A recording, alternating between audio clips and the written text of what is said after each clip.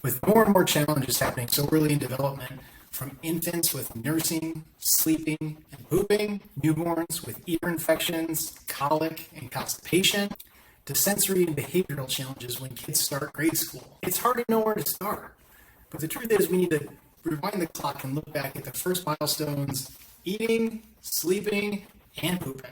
When we rewind that clock, we can figure out how to best help our kids move forward. Today, we're going to talk about a few neurodevelopmental milestones that can either help our kids live a life of ease or a life of struggle. Who is this video made for? This is for you, moms and dads, who know that your kid is struggling with one or multiple things that deep down inside your mom and dad got you tied together, but nobody's making that connection. You may have been told that they'll grow out of it, but this is for you. This is also if you know anybody who's going through this, please share this with them.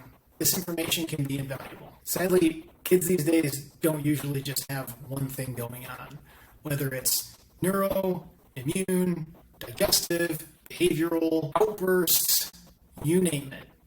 It tends to not only be one specific thing. And all of these things going on at the same time is really tiring their nervous system out. And the nervous system is invaluably important in terms of controlling and regulating everything within our body. So when that system is tired and worn out, the meltdowns are a little bit worse. The reactions are a little bit stronger. The sickness lasts a little bit longer. The ability for your child to thrive and kick all that nasty stuff isn't quite at the high level that it should be. It's dampened down a little bit. The good news is, when we look at things from a neurological perspective with neurofocused pediatric chiropractic, we see some really cool stuff happen in terms of these kids developing, growing, kicking that nasty stuff out, and thriving over time. It is the coolest thing ever. So let's rewind. Let's talk about the little ones. If you've been following our social media, you saw that Haley and I have just had our first baby. He's now 2 weeks old, and he's great. Can't say anything better about him. He's just great. But there are 3 things he does. And that's about all he does. Well, he smiles here and there, and he gets the occasional giggle sneeze, which are hilarious to see. But then he eats, he sleeps, and he poops. That's about it. That's what he does. And to break those down, those are very important neurodevelopmental milestones. We got to think. We got to eat, right? Breastfeeding isn't always the easiest thing. It takes some work.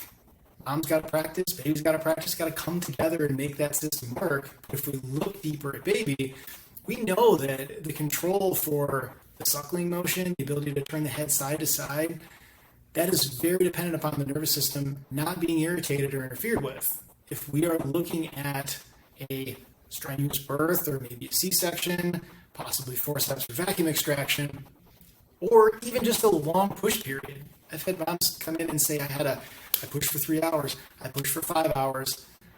Holy moly. That's tough on mom. That's very tough on baby. All of that pressure and compression up through the cervical spine at the very top does irritate the nervous system. And it irritates cranial nerves, specifically when we're talking about suckling motion and all the soft tissue under the jaw, the hypoglossal nerve, which is going to control the tongue, which is very important. And so when we're talking about things like tongue ties, those are one large component of the mobility of the tongue, but also if we can get that tongue tie released or taken care of, or if it's not super severe, we need to make sure that the innervation to that tongue is functioning as it should. Again, when we're looking at that compression through the upper part of the cervical spine during the birth process, that irritation can cause things like torticollis, or the inability to turn the head both sides because it's kind of stuck in one position. Again, cranial nerve, spinal accessory nerve. But in addition, irritation through the joints of that cervical spine, more so putting strain on that nervous system. So that whole suck process, that eat process, is very dependent upon a normal, good functioning nervous system. Step 2, sleep. And I'll tell you, Benny's wonderful, but he ain't perfect. We're working on the sleep thing. And getting into a nice schedule is helping us a ton. But if his nervous system is on the fritz and it's going wild and it's irritated, then it's very hard for that nervous system to calm down. We've got our autonomic nervous system that controls all of the behind-the-scenes event throughout our entire body, and it's split into 2 parts. We can control neither of them. We've got the, oh geez, there's a lion, there's a ghost, I'm scared. Sympathetic nervous system, which ramps things up, which has its place, but not an infant. That infant should be controlled mostly by the parasympathetic nervous system. The ability to eat and digest and sleep and rest. And if there's irritation in that nervous system, that sleep process is not going to function as it should. And I'm not saying your newborn's going to sleep 9 hours a night, because if you're a parent, as I've learned, that doesn't work like that. But the regulation and the circadian rhythm development over time is very dependent upon that nervous system giving the proper information to the brain, processing it, and then having the proper output. Speaking of output, poop. Poop, poop, poop. Say it around kids, they laugh. I'm 36 years old, I think poop jokes will be funny forever, and it's just me. But having a good digestive system, a good excretion and elimination system is also a very good indicator that baby's nervous system is functioning at a nice restful level. When we have colic and constipation, trouble digesting, lots of reflux, the inability to get things through the system and out the other side, that's a very key indication that the parasympathetic nervous system isn't functioning as intended. We may have too much sympathetic dominance causing irritation, system saying, hey, we can't calm down and digest like we need to. We can't digest like we need to. We're not going to be able to eliminate like we need to. And so we have these babies that they're not pooping. And when you talk to a pediatrician about that, becomes a 911, we're on fire, baby's got to pee, baby's got to poop. If this doesn't work, we're in big trouble. And it comes down to, if their parasympathetic nervous system is not at the rest that it needs to be, it's really hard for that digestive system to do its job. And so let's take a little bit of a look at what that nervous system looks like.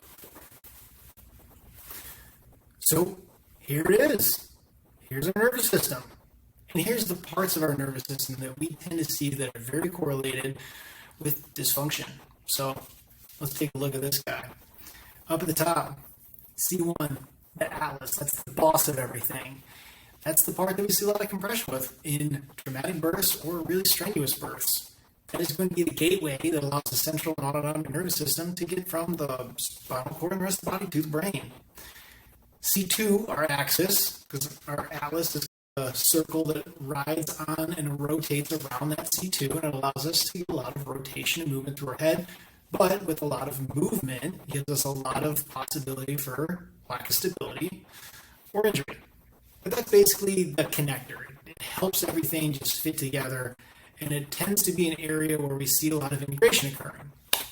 Now, also when we're talking about cranial nerves, we talked about spinal accessory, and we talked about the hypoglossal nerve, and I would be completely remiss if I left out the vagus nerve. We're going to have some more information on the vagus nerve coming soon, so keep your eyes posted for that. But essentially, that's the cranial nerve that handles everything else in the body when we're talking about it from a parasympathetic perspective.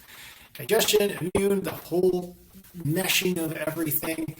It travels down from the brainstem and it wanders through our entire abdominal cavity, and it has its fingers and everything. It's that real big parasympathetic button for everything down there. So again, dysfunction there, and that parasympathetic system is just thrown into disarray. Looking down, we see that T6 area. We see our chopper upper. I always laugh at that. But really, when we're looking at that thoracic area, that's one of our big sympathetic centers. We have the sympathetic chain ganglion that rides up and down the sides of the thoracic spine, and irritation through here is going to throw off our balance even more. Moving on down, we see that T12 sorting warehousing region. That area is really important because innervation from there is going to be talking to the gut plexus, the enteric nervous system. We're going to be having conversation with our adrenals and our response in that fight or flight. And again, that sympathetic response that's ramped up, the adrenals are going to rock and roll. That parasympathetic system is going to say, oh, where'd everything go? And then our last one. We always laugh at it. Remember those poop jokes? Then S2. When we look down here at the base, looking at the sacrum region, we see that the parasympathetic plexus down through there, oftentimes it can be a one-to-one correlation. It's not always like that, but when kids come in and they're having constipation issues, 9 times out of 10, we get that sacrum adjusted. We relieve the tension through that parasympathetic plexus in the lower part of the spine. And I'm not saying it comes out like a fire hose, but that's really one of the first things when I started working with pediatrics a decade ago. This little boy ran in and told me that he pooped. And I just Didn't really think much of it until his mom said, no, you know what? He poops maybe once a week, sometimes every other week. And here was this little boy running in, jumping up on the table, super excited because his belly didn't hurt, because he pooped and he felt good. And so 10 years ago, I thought, okay, that's a little weird. And then studying the parasympathetic and the sympathetic nervous systems even more, developing this over time, seeing tons and tons of kids get better with this. It's just the coolest thing ever. That's our poop button. So if this information lit a fire, I have a couple things to ask of you. First, throw out any questions that you got. I'm happy to answer.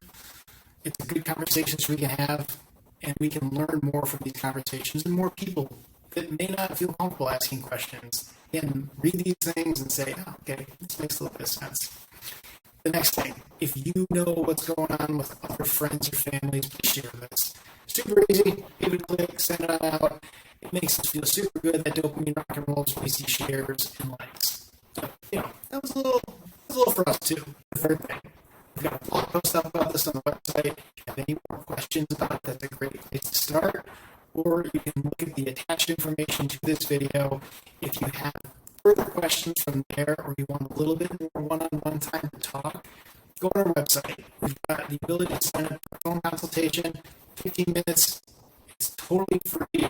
We can have a talk ahead of time so you know what's going on and you know what to expect when you visit our office for the first time. We're so excited to meet you. We're so excited to see you. We're so excited to help your kiddos out. I'll see you guys soon.